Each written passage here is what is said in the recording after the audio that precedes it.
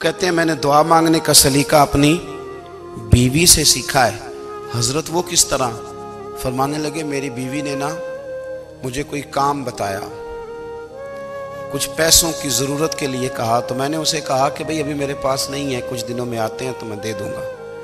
औरतों की आदत होती है, वो बार बार याद कराती हैं। 2-4 दिनों के बाद फिर उसने कहा हजरत वो मैंने कहा था कुछ पैसे, मैंने उसे कहा कि अभी मेरे पास नहीं है, कुछ दिनों में मिलते हैं तो मैं तुम्हें दे दूंगा।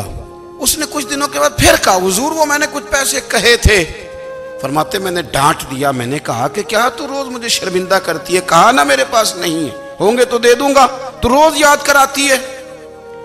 फरमाते उसने पहले तो मेरी डांट को सहा, फिर मेरे सख्त जुमलों ने उसकी आंखों में आंसू पैदा कर दिए, फिर उसने अपने आंचल में अपने उस दुख को समेटा और फिर उसने एक जुमला कहा तो मैं रो पड़ा और मुझे अपने रब से मांगने का तरीका आ गया। मुझे कहने लगी हजरत जी आपने डांट दिया, मैंने सह लिया, पर आप ही मेरे शौहर हैं, बताएं ना, आपसे न कहूं तो मैं किस से जाके कहूं। फरमाते हैं मैं रो पड़ा और मैं खुल के रोया और मैं तड़प के रोया और फिर मेरी सिसकियां बंद गईं। तो मुझे कहने लगी आपको क्या हुआ?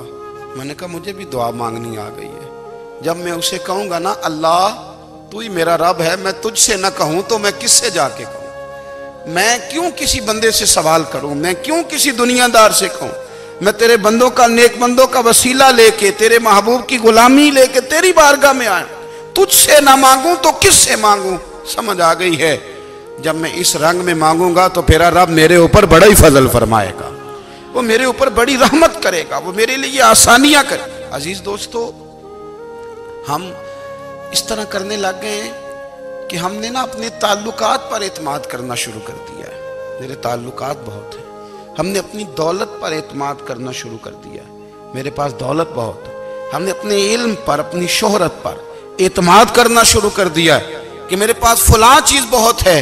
याद रखना, जब बेनियाज अपनी सिफ्ते बेनियाजी दिखाता है तो बड़ी बड़ी दौलतों वाले मजबूर नजर आते हैं। भाइयों, जब इंसान का रिश्ता अपने मालिक के साथ होता है फिर तो गम भी कुछ नहीं कहते, परेशानियां भी कुछ नहीं कहती, फिर तो जिंदगी सब्र वाली, फिर तो जिंदगी तवक्कुल वाली, फिर तो जिंदगी भरोसे वाली।